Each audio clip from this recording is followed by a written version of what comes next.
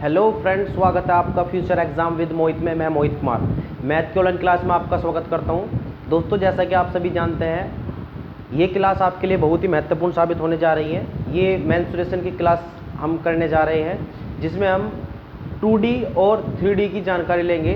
पहले उनकी बेसिक बातें जान लेंगे, उसके बाद पहले हम जो है 2D के बारे में थोड़ी सी जानकारी इकट्ठा करेंगे, उसके बाद हम फिर 3D पे जाएंगे। आज की जो क्लास होने वाली है वो सिर्फ और सिर्फ 2D क्लास की होगी। ठीक है भाई, चलिए। तो आज हम पढ़ने जा रहे हैं मेंसुरेशन।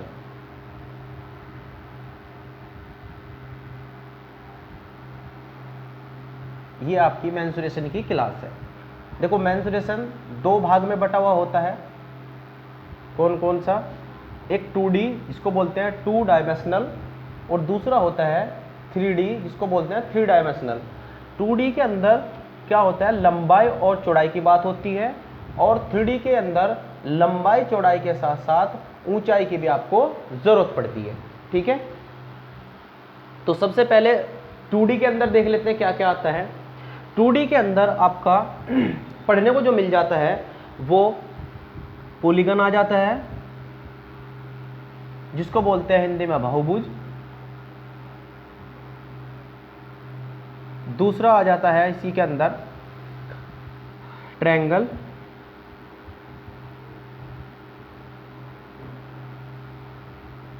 जिसको बोलते हैं त्रिभुज। और इसी के अंदर आप जो है क्वाड्रेटल, क्या क्या पढ़ते हैं, क्वाड्रेटल।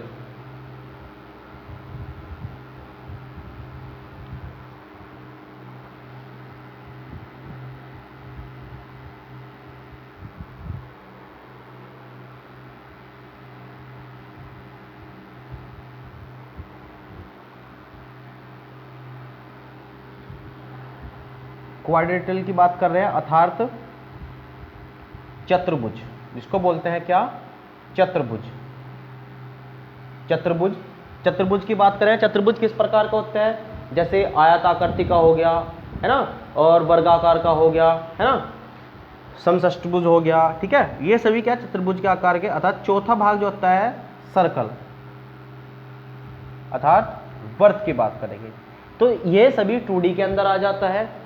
3D की बात करें, और जब हम इसके क्षेत्रफल की बात करें, क्षेत्रफल में आपने दो तरीके से निकलता है क्षेत्रफल, दो तरीके का निकलता है। एक तो क्या होता है किसका, जब आपसे 3D के अंदर क्षेत्रफल की बात करें तो दो क्षेत्रफल निकलते हैं। कौन सा? एक तो वक्रपृष्ठ का क्षेत्रफल बोलते हैं इसको, वक्रपृष्ठ का क्षेत्रफल, जिसको बोलते हैं CS से।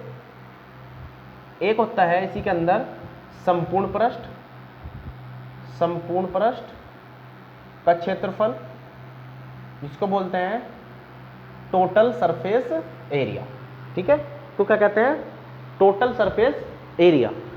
अब इसके अंदर और क्या क्या पढ़ने को मिल जाता है हमें, घन इसके अंदर आ जाते हैं, और दूसरा घनाभ इसके अंदर आ जाते हैं, तीसरा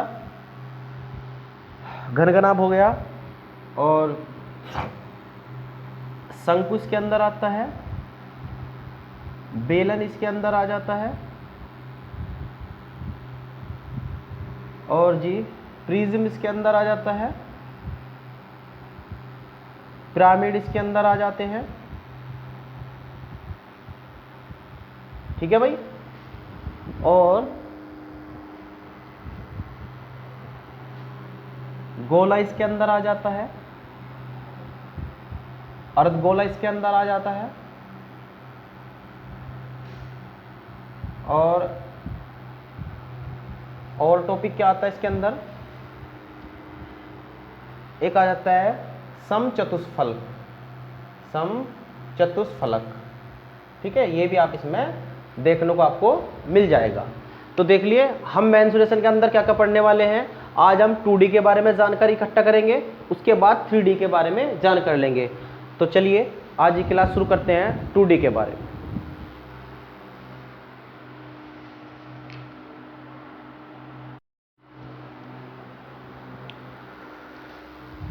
तो चलिए हम सबसे पहले ट्रायंगल डाल लेते हैं। हम सबसे पहले पढ़ने जा रहे हैं क्या, ट्रायंगल के बारे में।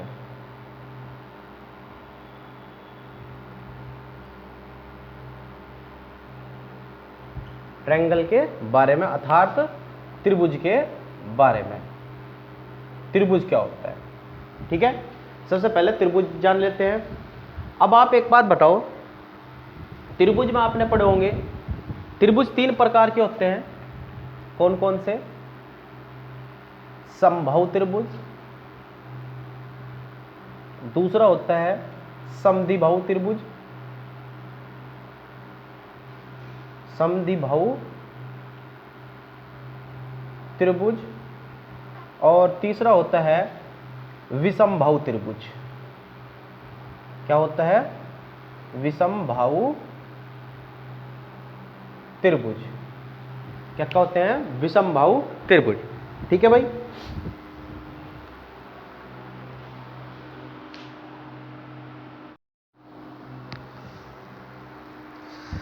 तो सबसे पहले हम बात कर लेते हैं समबाहु त्रिभुज। समबाहु त्रिभुज क्या होते हैं? जिसकी तीनों भुजाएं आपस में समान होती है, वो समबाहु त्रिभुज कहलाता है। समद्विबाहु त्रिभुज का क्या मतलब होता है? जिसकी 2 भुजाएं समान होती है, वो समद्विबाहु त्रिभुज कहलाता है। विषमबाहु त्रिभुज की बात करें, जिसकी तीनों की तीनों भुजाएं आपस में समान ना हो, वे विषमबाहु त्रिभुज कहलाते हैं, ठीक है भाई। यानी सभी के सभी भुजाएं विषमबाहु में अलग अलग होगी। और समद्विबाहु त्रिभुज की बात करें, समद्विबाहु त्रिभुज वो होता है जिसकी 2 भुजाएं समान, एक भुजा अलग होगी, ठीक है। यानी जिसकी 2 भुजाएं समान होगी वो समद्विबाहु त्रिभुज होगा। और समबाहु त्रिभुज क्या होगा? समबाहु त्रिभुज वो होगा जिसकी सम मतलब समान, बहु मतलब भुजा, अर्थात जिसकी समान भुजाएं यानी तीनों की तीनों भुजाएं आपस में समान हो, समबाहु त्रिभुज कहलाता है, ठीक है। तो इतनी बात हो गई। अब हम थोड़ा सा आगे देख लेते हैं। सबसे पहले ट्रायंगल में हम समकोण त्रिभुज से, यानी आपने कोण पढ़े होंगे, जैसे समकोण त्रिभुज कैसा होता है, जैसे न्यून कोण क्या होता है, इस प्रकार के त्रिभुज आपने पढ़े होंगे। अधिक कोण क्या होता है ना। तो हम जो बात करने वाले हैं हम समकोण से शुरुआत करते हैं और समकोण त्रिभुज से समझते हैं। यहाँ पे हमें न्यून कोण और अधिक कोण की जरूरत नहीं है, और समकोण जो है त्रिभुज है उससे हम जानकारी इकट्ठा करते हैं, और वहीं से ही हम चलते चलते सीधे जाएंगे समबाहु त्रिभुज की तरफ, और समबाहु से जाएंगे समद्विबाहु त्रिभुज की तरफ, और समद्विबाहु त्रिभुज के बाद जाएंगे विषमबाहु त्रिभुज के बारे में, और वहां से हम कुछ क्वेश्चन के माध्यम से हम समझते चलेंगे। समकोण त्रिभुज क्या होता है? समकोण त्रिभुज क्या होता है? जब एक क्षैतिज रेखा पर कोई एक लंब डाल दिया जाए, लंब इस प्रकार से भी हो सकता है ना, लंब इस प्रकार का से भी हो सकता है, जैसे क्षैतिज रेखा है और ऊपर से कोई लंब डाल दिया जाए तो भी ये 90 डिग्री बनेगा। और जब ये एक दूसरे का झुकाव, जो आपस का झुकाव होगा, यानी इन दोनों के बीच का जो झुकाव होगा वो 90 डिग्री कहलाएगा, और वो ही एक समकोण बनेगा। समकोण कैसे? जैसे आपने देखा होगा ये एक कैसा त्रिभुज दिख रहा है आपको, जब यहाँ पे एक 90 डिग्री बन जाएगा, यहाँ पे ये 90 डिग्री बन जाएगा, यानी झुकाव 90 डिग्री का बन जाएगा। आपने देखोगे क्षैतिज रेखाएं है, उस पर से एक ऊर्ध्वाधर रेखा डाल दी जाए तो यहाँ पे एक 90 डिग्री का कोण बन जाता है, और यही आपका क्या बन जाता है? समकोण त्रिभुज।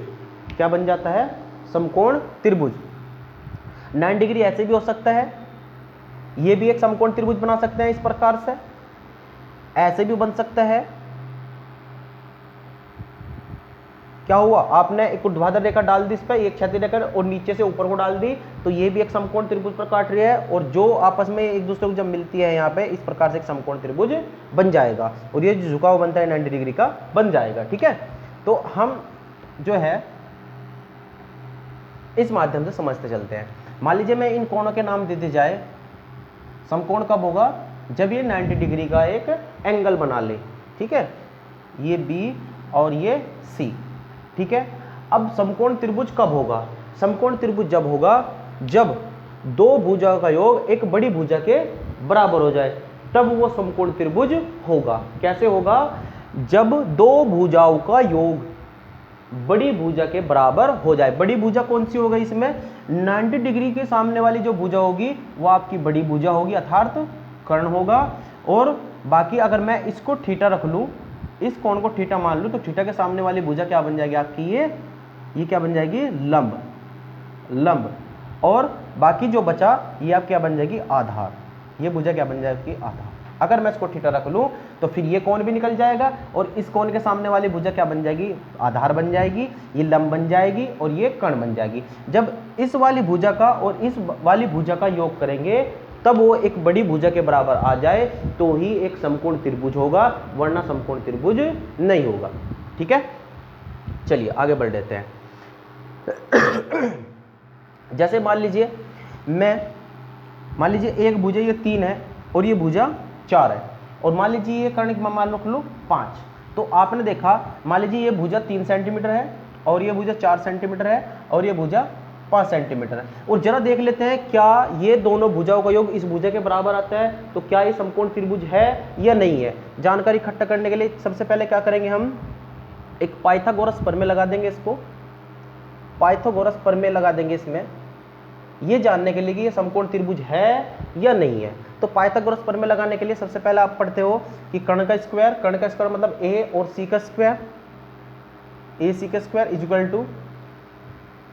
इक्वल टू क्या हो जाएगा, बराबर ए बी का स्क्वायर अर्थात लंब का स्क्वायर और बटे प्लस आधार का स्क्वायर, बी सी का स्क्वायर अर्थात ये वाला आधार, ये वाला आधार। ठीक है, ए सी कितना हमारा दे रखा 5 का स्क्वायर कर दीजिए, ए बी कितना है 4 का स्क्वायर कर दीजिए, प्लस हम क्या निकाल रहे हैं यहाँ पे, हम ये देखना चाह रहे हैं जो हमने भुजाएं रखी क्या ये जो भुजाएं हैं ये सही है कि नहीं है, और अगर सही है तो ये फिर समकोण त्रिभुज भी होगा। तो समकोण त्रिभुज देखने के लिए हम क्या करें, इन दो भुजाओं का योग करने के बाद अगर इस बड़ी भुजा के बराबर आ जाए तो ये हमारा समकोण त्रिभुज है, वरना नहीं है। तो हमने क्या करा, ए सी का स्क्वायर करने के बाद 5 की यहाँ में जो कर्ण दे रखा वो 5 दे रखा, 5 का स्क्वायर कर दिया अर्थात 5 का वर्ग कर दिया, ए बी का वर्ग कर दिया और बी सी का वर्ग कर देंगे। इसी प्रकार से ये भुजा कितनी दे रखी 3, 5 पंजे 25 और 4 चौक 16 और 3 तिया 9। तो जब हमने इन दो भुजाओं का योग करे कितना आ गया 25 और बड़ी भुजा कितनी है 25। तो हमने देखा यहाँ पे हमें क्या दिख गया कि जी जो दो भुजाओं का योग हुआ वो बड़ी भुजा के बराबर आ गया। इसका मतलब ये है कि एक समकोण त्रिभुज है। ठीक है भाई, इतनी बात क्लियर है, आगे बढ़ लेते हैं। चलिए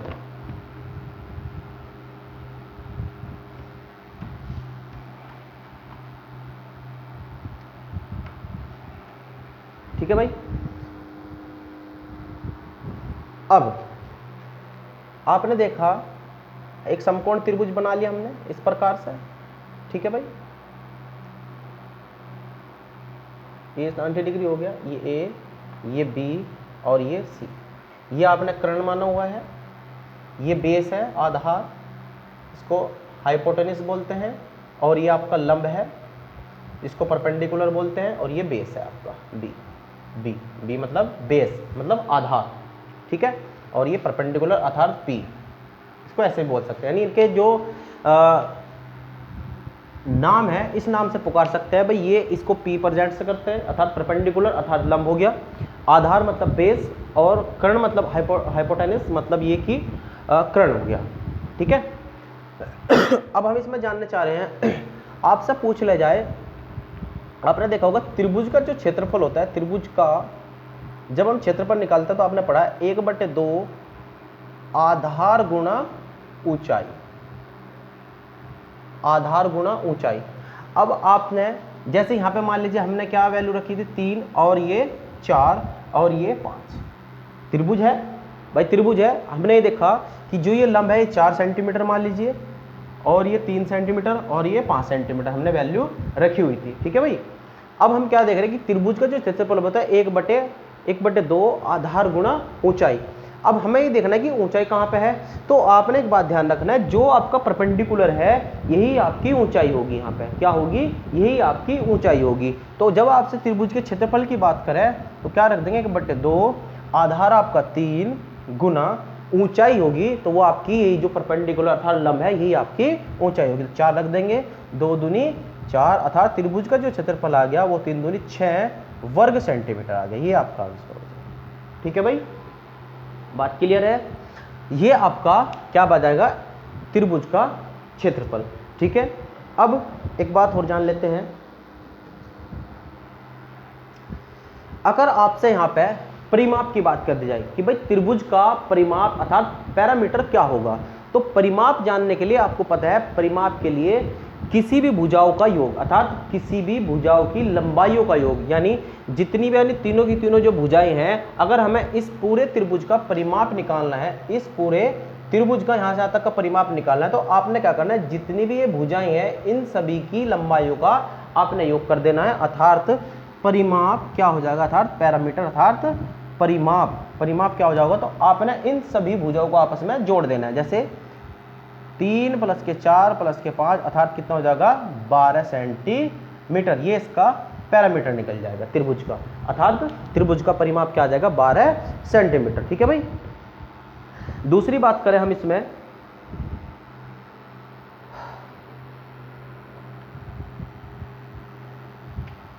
अगर इसी में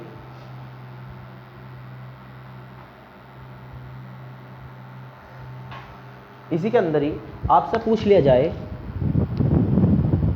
क्या पूछ लिया जाए कि जी आपकी एक कर्ण जो दे रखी 5 सेंटीमीटर दे रखी है भुजा, और आधार जो दे रखा है वो कितना दे रखा है, 3 सेंटीमीटर का दे रखा है जी, और लंब यहाँ पे आपको दिया हुआ नहीं है।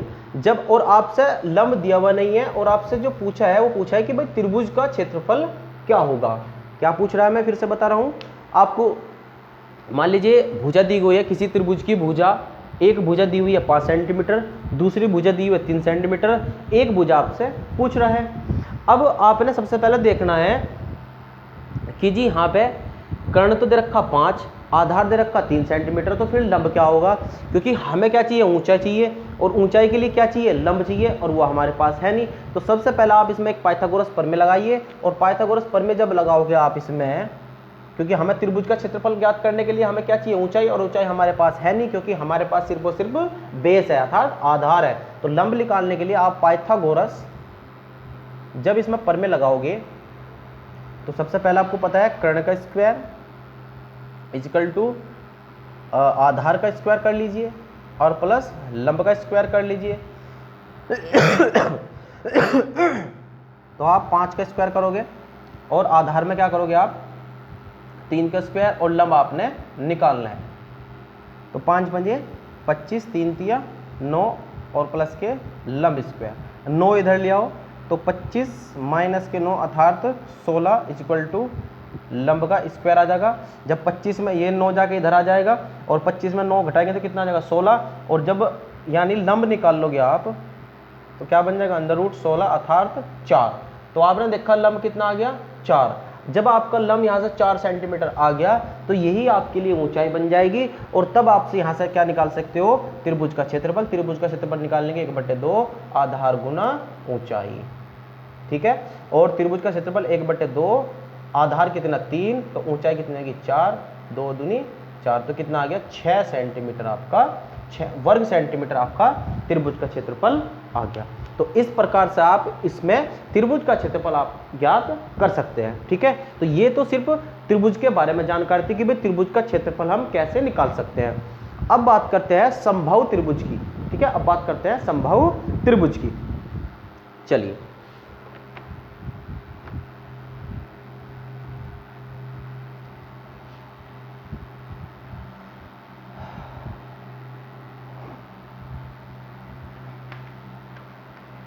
अब बात करते हैं समबाहु त्रिभुज की। ठीक है भाई,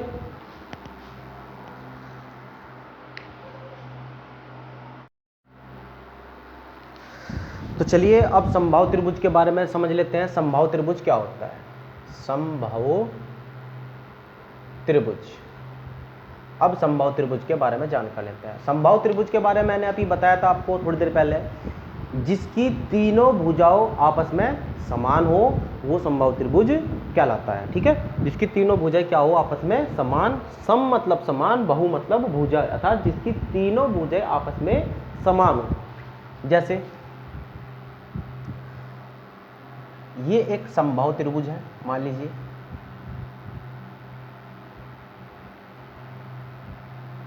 ठीक है, समबाहु त्रिभुज क्यों है? क्योंकि इसकी जो तीनों, आपको पता है त्रिभुज के तीनों भुजा का योग 180 होता है, लेकिन जब समबाहु त्रिभुज की बात कर रहे हैं तो इसमें तीनों भुजाएं 67 डिग्री की होगी, यानी तीनों भुजाएं आपस में समान होगी, क्योंकि उनके जो कोण होंगे वे आपस में समान होंगे और भुजाएं भी आपस में समान होगी। क्या होगी? अर्थात मान लीजिए ये भुजा ए है, यो भी ए है, यो भी ए है, तो तीनों भुजाएं समान, तो कोण भी आपस में एक दूसरे समान होंगे। ये भी 60 डिग्री का, ये भी 60 डिग्री, ये 60 डिग्री, अर्थात तीनों कोण कितने हो गए? 180 डिग्री के कोण हो गए। मैं इनके नाम दे लेता हूँ, मान लीजिए ए, बी और सी। ठीक है, बात क्लियर है? अब थोड़ा सा इसमें आगे देख लेते हैं। मैं कोण हटा रहा हूँ, इससे कोई दिक्कत नहीं, क्योंकि जब भुजाएं समान है तो कोण भी समान ही होंगे इनके आपस में। तो अब आप एक बात बताइए, अगर मैं ऊपर से एक लंब डाल दिया जाए इसमें, ठीक है, तो लंब डालने के बाद देखना होगा आपने, यहाँ पे एक 90 डिग्री बन जाएगा और इधर भी एक 90 डिग्री बन जाएगा। ठीक है, 90 डिग्री बन जाएगा यहाँ पे इस प्रकार से। तो जब ये 90 डिग्री बन जाएगा, अब आपसे पूछ रहा है कि जी इसकी ऊंचाई क्या होगी, ये वाली ऊंचाई क्या होगी?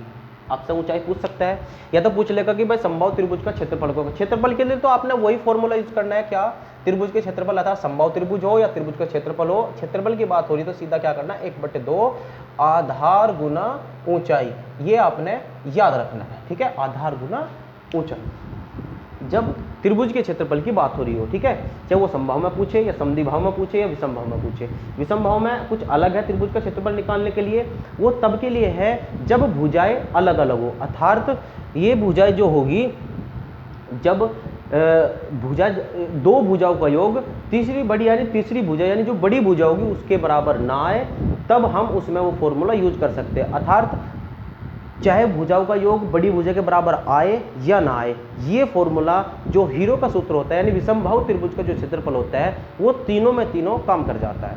ठीक है, लेकिन अभी हमें क्या जानना है कि समबाहु त्रिभुज के बारे में जानकारी ले रहे हैं। और सबसे पहले बात करें ऊंचाई के बारे में। ऊंचाई कैसे निकाल लेंगे?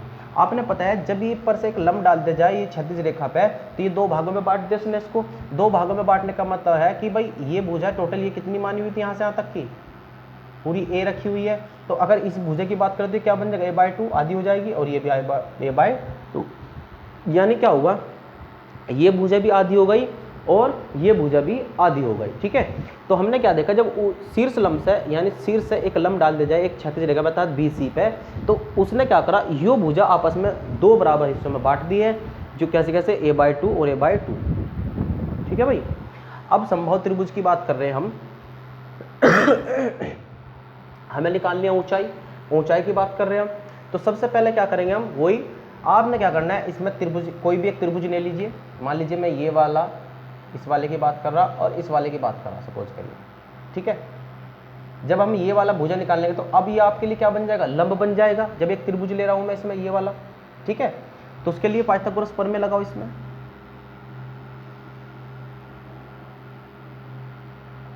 पाइथागोरस प्रमेय। तो सबसे पहले क्या करेंगे, हमने देखा 90 डिग्री वाले भुजा क्या बचे? कर्ण, यानी कर्ण का स्क्वायर, लंब का स्क्वायर प्लस के आधार का स्क्वायर। ठीक है भाई, अब हम इस वाले की बात करें, इस वाले की और इस प्रकार से है, और ये वाली। ठीक है, ये वाले की हम बात कर रहे हैं। तो इसमें जो है इस वाले की बात कर रहे हैं, तो कर्ण कितना है इसमें? a² हो जाएगा। लंब है ये हमें निकालना है। ठीक है, या तो मैं इसको h ही रख देता हूँ इसकी जगह, h² बना देंगे, क्योंकि हमने h मान रखा, तो h ही रख लीजिए, ऊंचाई आ जाएगी निकल के। लंब है या परपेंडिकुलर है, वही आपकी ऊंचाई होती है।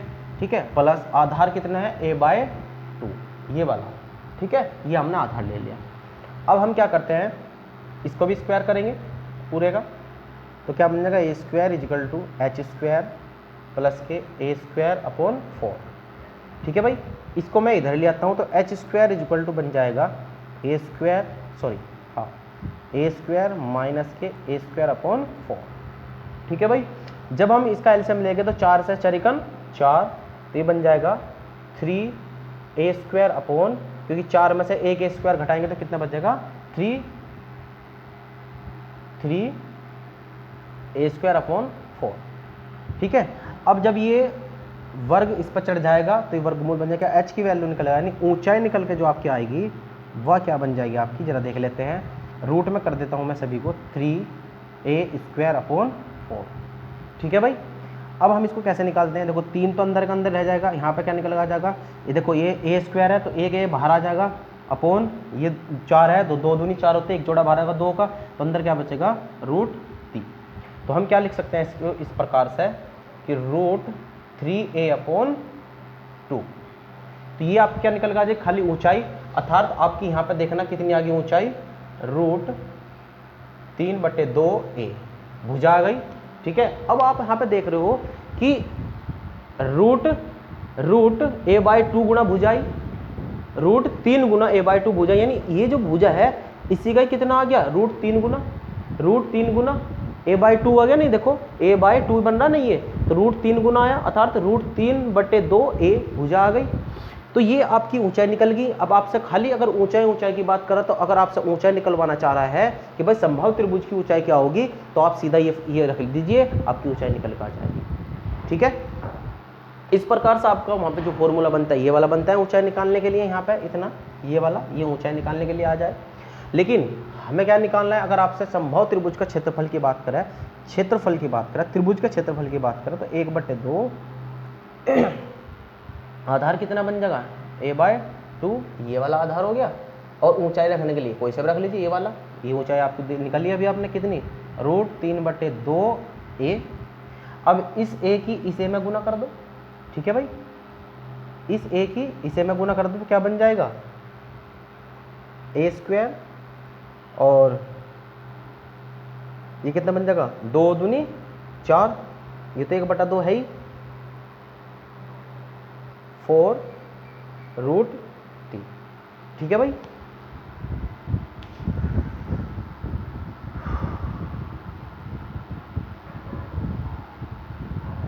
सॉरी एक मिनट रुक जा भाई, सॉरी गलती हो गया, यहाँ से जरा देख लेते हैं एक बार,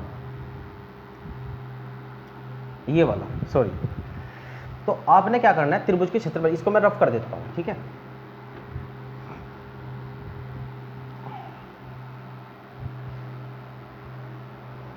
क्षेत्रफल की बात हो रही त्रिभुज का क्षेत्रफल की, यानी संभव त्रिभुज के क्षेत्रफल की बात हो रही, क्षेत्रफल की बात हो रही, तो आपने देखा क्या करना है, आपने देखा यहाँ से यहाँ तक की पूरी भुजा कितनी है, a है, ये कितनी है टोटल a है, और ये आपने ऊंचाई निकाल दी ये वाली, है ना, ऊंचाई यही तो है आपकी। तो सीधा क्या है, आधार कितना है a, यानी 1/2 आधार गुना a और गुना ऊंचाई कितनी निकली आपने, √3/2 भुजा यानी a। तो क्या आ गया 1/2 a²/2 √3। तो इसकी इसमें गुना कर दी, अब इस 2 की इसमें गुना कर दो, कितना आ जाएगा √3a²/4। ये आपका क्या बन जाएगा, क्षेत्रफल निकालना है। संभव त्रिभुज के क्षेत्रफल की बात करें तो आप क्षेत्रफल इस प्रकार से निकाल सकते हो। ठीक है भाई। चलिए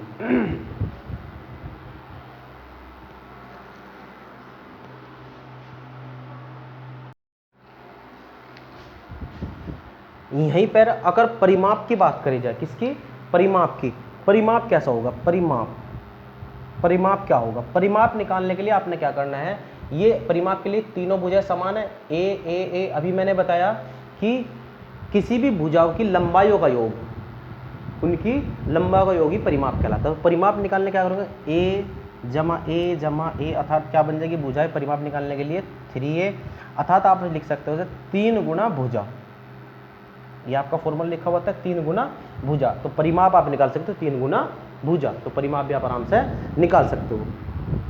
चलिए अब बात करते हैं समद्विबाहु त्रिभुज की।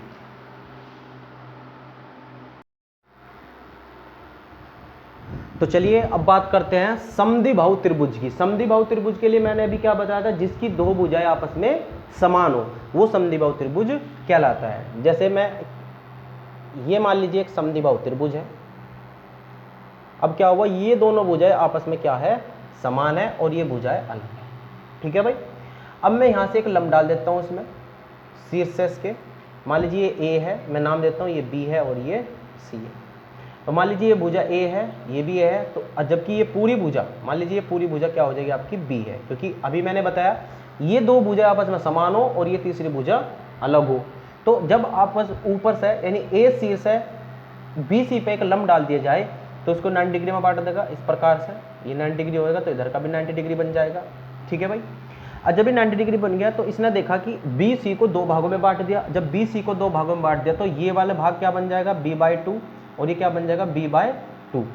ठीक है भाई।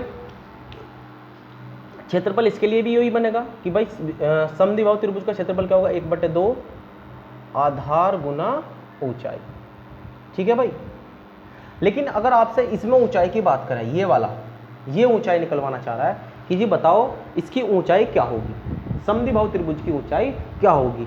तो अभी मैंने आपको पीछे समझाया जैसे समबाहु त्रिभुज में आपने एक त्रिभुज लेकर निकाल लिया है, ऐसे ही आप इसमें भी एक त्रिभुज, एक समकोण त्रिभुज ले लीजिए। जैसे इस प्रकार से ये वाला कोई भी एक ले, चाहे इधर का ले लीजिए चाहे इधर का ले लीजिए। मैं इधर का ले लेता हूँ, तो मैंने ये ले लिया। तो वही आप इसमें फिर से पाइथागोरस प्रमेय लगाइए, आसान है करना। जब पाइथागोरस प्रमेय लगाएंगे तो हमें ऊंचा चाहिए जो कि हमारे पास नहीं है। तो सबसे पहले क्योंकि क्षेत्रफल में ऊंचा चाहिए, और अगर खाली आपसे ऊंचाई की बात की भाई समद्विबाहु त्रिभुज की ऊंचाई क्या होगी, तो आप ऊंचाई निकालने के लिए सबसे पहले हम क्या लगाएंगे, इसमें ये पाइथागोरस प्रमेय लगा देंगे। तो उसके लिए हम क्या करेंगे, कर्ण का स्क्वायर कर देंगे, आधार का स्क्वायर कर देंगे और प्लस लंब का स्क्वायर कर देंगे। ठीक है भाई। सबसे पहले कर्ण देखेंगे तो कर्ण कितना, क्योंकि हमें पता 90 डिग्री के सामने वाली भुजा ये वाली कर्ण हो जाएगी। कर्ण क्या हो जाएगी, a² हो जाएगी। आधार, आधार कितना बन जाएगा, ये वाला हमारे लिए इतना आधार है अब जा, तो क्या बनेगा, b/2 बन जाएगा, अर्थात इसका स्क्वायर कर देंगे और प्लस के लंब के लिए आपने रखा h²। बात क्लियर है। अब मैं क्या कर दूंगा, थोड़ा सा इसको सोल्व कर लेते हैं। ये क्या बन जाएगा, b² और ये अपॉन 4 प्लस के h²। अब जब मैं h² की वैल्यू निकालने जा रहा हूँ तो ये इधर आ जाएगा, तो क्या बन जाएगा, a² माइनस के b² अपॉन 4। जब हम इसको इधर लेते हैं माइनस में आ जाएगा। ठीक है। अब थोड़ा सा इसको यहीं पे सॉल्यूशन कर लेते हैं। जब इनका एलसीएम लेंगे तो कितना बन जाएगा, 4a² और माइनस के b² अपॉन 4। क्लियर है बात। अब मैं ये वाला वर्ग इस पर चढ़ा देता हूँ। तो जब वर्ग चढ़ा देंगे तो क्या बन जाएगा, इस प्रकार से आगे 4a² माइनस के b² अपॉन 4, इस पूरे पे अंडर वर्गमूल बन जाएगा। अब मैं यहाँ से दो बाहर कॉमन ले सकता हूँ, अर्थात कैसे, h की वैल्यू बन जाएगी यहाँ पे 1/2 रूट 4a² माइनस के b²। क्लियर है बात, समझ में आ रही है। मैंने यहाँ पे एक दो कॉमन मारी तो लिख लिया 1/2 4a² माइनस के b²। तो आपने देखा यहाँ पे जब हमने ऊंचाई निकाल ली, जो ऊंचाई निकल ली ये h, ये वाला ऊंचाई निकल ली जब आपने, तो कितनी आई निकल के, 1/2 रूट 4a² माइनस के b²। तो यहाँ से आपका क्या निकल के आ गया ऊंचाई, 1/2 4a² माइनस के b²। ठीक है भाई। अब यहाँ से आपने ऊंचाई निकाल ली। ऊंचाई निकालने के बाद अब आप क्या कर सकते हो, यहाँ पे आप समद्विबाहु त्रिभुज का क्षेत्रफल भी आप निकाल सकते हो। और समद्विबाहु, यही आपका फॉर्मूला दिया होता है आपकी बुक में, और ये मैंने आपको फॉर्मूला बना दे कैसे फॉर्मूला तैयार हो रहा है। अब यहाँ से आप क्षेत्रफल निकाल सकते हो, किसका, समद्विबाहु त्रिभुज का क्षेत्रफल निकाल सकते हो। तो मैं इसको रफ कर रहा हूँ।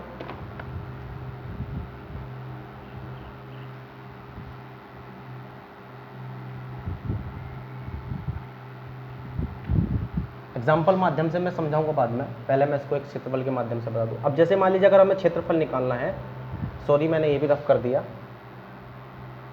मैं इसको दोबारा से तैयार कर देता हूँ।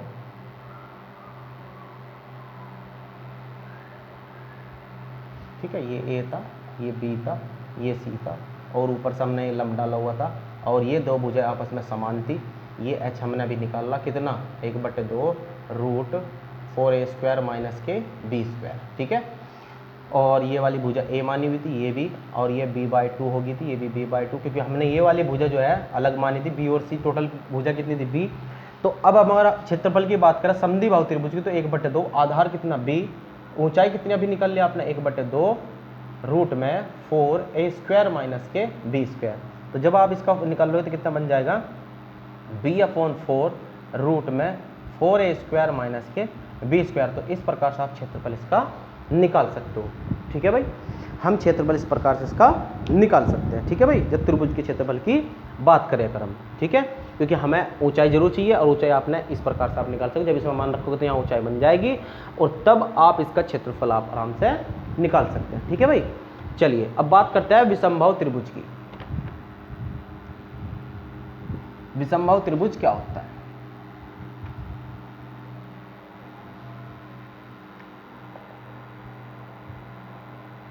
विषमबाहु त्रिभुज। अभी मैंने बताया जिसकी तीनों भुजाएं आपस में समान ना हो, अर्थात असमान भुजाएं हो, सभी अलग अलग हो, सभी की सभी भुजाएं अलग अलग हो, ए बी सी, ये सभी भुजाएं अलग अलग है। ठीक है,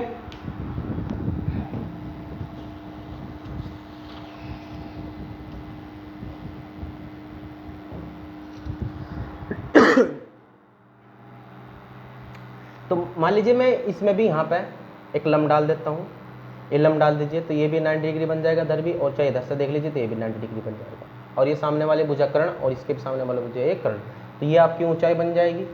ठीक है, बात सब क्लियर है, समझ में आ रही बात, जिसकी तीनों भुजाएं अलग अलग हो। ठीक है,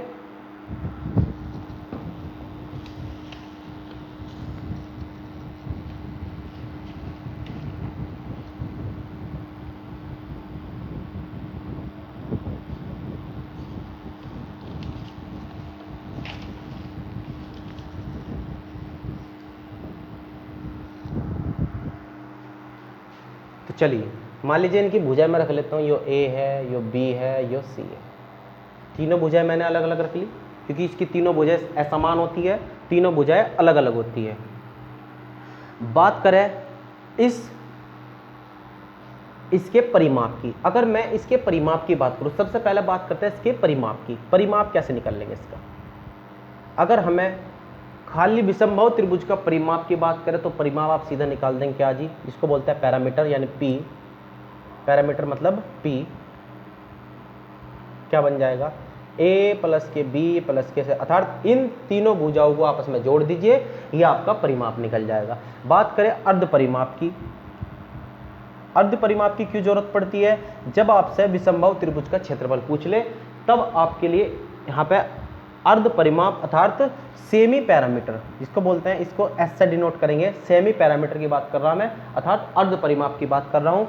तब आप क्या कर दोगे, ये टोटल जो भुजाएं हैं बी सी, इसका आधा कर दीजिए, वो आपका सेमी पैरामीटर निकल जाएगा।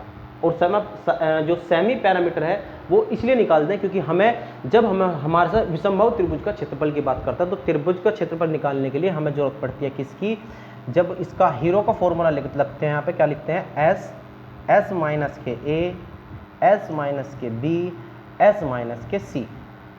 तो इसलिए मैंने अभी बताया आपसे क्या कि जी हमें एस की क्यों जरूरत पड़ रही है, सेमी यानी अर्ध परिमाप की क्यों जरूरत पड़ रही है, क्योंकि हमें यहाँ पे एस चाहिए। तो एस के निकालने के लिए आप क्या कर दो, ये जो परिमाप है इसका आधा कर दीजिए, उससे आपका एस निकल जाएगा, अर्थात सेमी पैरामीटर निकल जाएगा, और सेमी पैरामीटर से ही आपका यहाँ पे त्रिभुज का क्षेत्रफल निकल जाएगा। जैसे मान लीजिए मैं यहाँ पे आपसे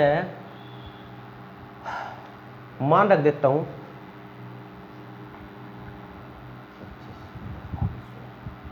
जैसे 5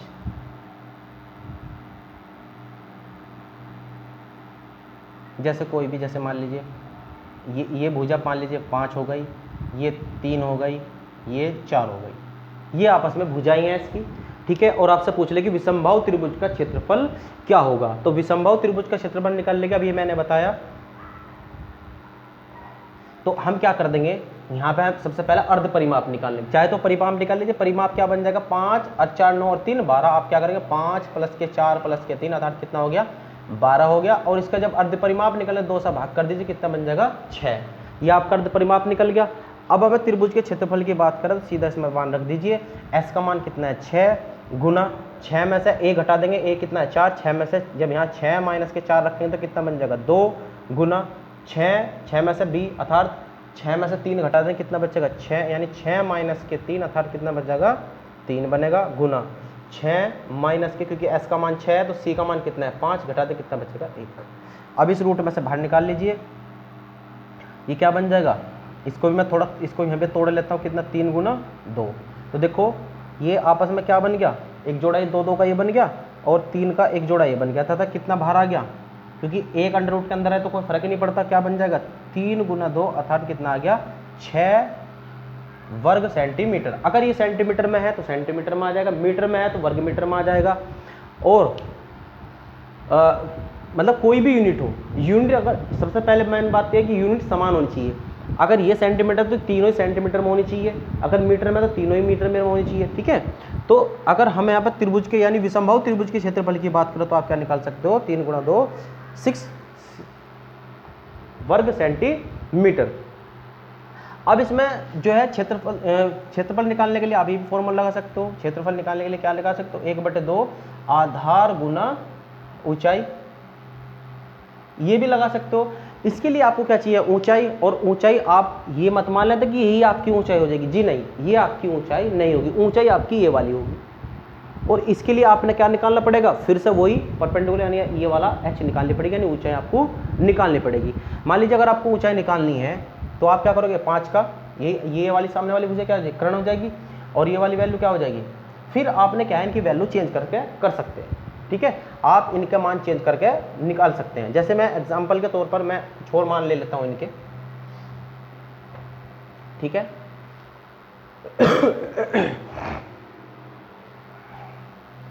जैसे मान लीजिए अगर ये भुजा 13 हो और ये 5 हो और ये 8 हो, ठीक है। अब मैंने इनकी भुजा चेंज कर दी। अगर भुजा चेंज कर दी तो आप क्या कर सकते हो, देखो ये इसके सामने वाली भुजा एक कर्ण हो जाएगी, तो आप पाइथागोरस प्रमेय यूज करोगे, मैं इसको रफ कर दे रहा हूँ, ठीक है। आप इस प्रकार से यहाँ पर निकाल सकते हो। त्रिभुज का क्षेत्रफल निकालने का फॉर्मूला है, यानी त्रिभुज का क्षेत्रफल निकालने का, जिसमें आप हीरो का फॉर्मूला लगा सकते हो, ठीक है। ये हर किसी में काम कर जाएगा। ये आपके समबाहु त्रिभुज में भी क्षेत्रफल निकालने के लिए काम कर सकता है, ये आपका समद्विबाहु त्रिभुज में भी काम कर सकता है, और विषमबाहु त्रिभुज में भी काम करेगा, ठीक है भाई। चलिए अब मैं इसको रफ कर रहा हूँ। हमें थोड़ा सा ये बात समझने की, इसका क्षेत्रफल अगर 1/2 आधार गुणा ऊंचाई से कैसे निकालें।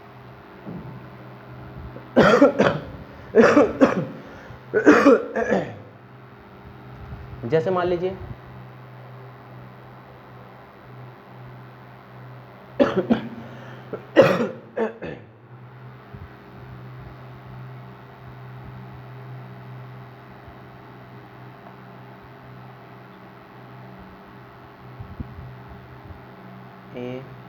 ये कितना था, 8 रख लूँ, मान लीजिए ये 13 रख लूँ, और ये b हो गया था, ये c बराबर मैं रख ले देता हूँ यहाँ पे 5, ठीक है भाई। अब मान लीजिए क्षेत्रफल की बात करें, त्रिभुज क्षेत्रफल तो ये भी होता है 1/2 आधार गुना ऊंचाई। तो यहाँ पे हमें क्या करना पड़ेगा, सबसे पहले अगर हमें क्षेत्रफल की बात हो रही तो यहाँ पर ऊंचाई चाहिए, जो कि हमारे पास नहीं है। तो ऊंचाई निकालने के लिए सबसे पहले आप इसमें पाइथागोरस प्रमेय लगाइए, और ये 90 डिग्री बनेगा, तो 90 डिग्री के सामने वाली भुजा ये कर्ण हो जाएगी। तो जब आप कर्ण का स्क्वायर करेंगे तो 13 का स्क्वायर बन जाएगा, और आधार कितना बना है, 5 का स्क्वायर बन जाएगा, प्लस आपने h आपने निकालना है, h स्क्वायर हो जाएगा, ठीक है। 13 13 169, 5 5 25 प्लस के h स्क्वायर। जब आप इसको इधर लाएंगे तो 169 माइनस के 25 equal to h square. h square की वैल्यू जब आप यहाँ से निकल लें तो कितना बनेगा, 4, 6 में से 2 गए 4, और ये कितना बनेगा 1। तो h की वैल्यू आप निकल लोगे तो रूट में 144 चले कितना आ जाएगा, 12 का, अर्थात h की वैल्यू कितनी आ गई यहाँ पे, 12 सेंटीमीटर आपकी यहाँ पे आ गई। तो जब ये आपकी 12 सेंटीमीटर हो गई तो अब आप यहाँ पे क्षेत्रफल भी आप निकाल सकते हो। क्या, क्षेत्रफल निकालने के लिए त्रिभुज का क्षेत्रफल जो आप निकाल लोगे तो 1/2 आधार कितना, ये वाला आपका आधार है, कितना देगा 5, और ऊंचाई आपने अभी निकाल ली कितनी, 12, 2 6 12 और 6 5 30 वर्ग सेंटीमीटर। अगर सेंटीमीटर में दिया हुआ है, ये सब सेंटीमीटर में है, तो आप जो है त्रिभुज का क्षेत्रफल निकालने के लिए यहाँ पे आप क्या कर सकते हो, 30 वर्ग सेंटीमीटर आपका बन जाएगा, ठीक है भाई। क्लियर है। तो आज के लिए इतना ही रखते हैं। आज मैंने आपको क्या मेंसुरेशन का 2D के बारे में थोड़ी सी जानकारी दी, जो कि हमने क्या पढ़ा आज, ट्रायंगल के बारे में जानकारी ली, जिसमें हमने अभी पढ़ा समकोण त्रिभुज के बारे में जानकारी ली, समबाहु त्रिभुज के बारे में कैसे फॉर्मूला तैयार होता है वो मैंने आपको सिखा दिया, समद्विबाहु त्रिभुज क्या होता है वो मैंने आपको समझाया, विषमबाहु त्रिभुज क्या होता है वो मैंने आपको अच्छे से समझा दिया, ठीक है। तो प्लीज़ अगर वीडियो अच्छा लगे तो लाइक, कमेंट्स और शेयर करिए, और वीडियो को अपने दोस्तों में ज़्यादा से ज़्यादा शेयर करिए। थैंक यू दोस्तों।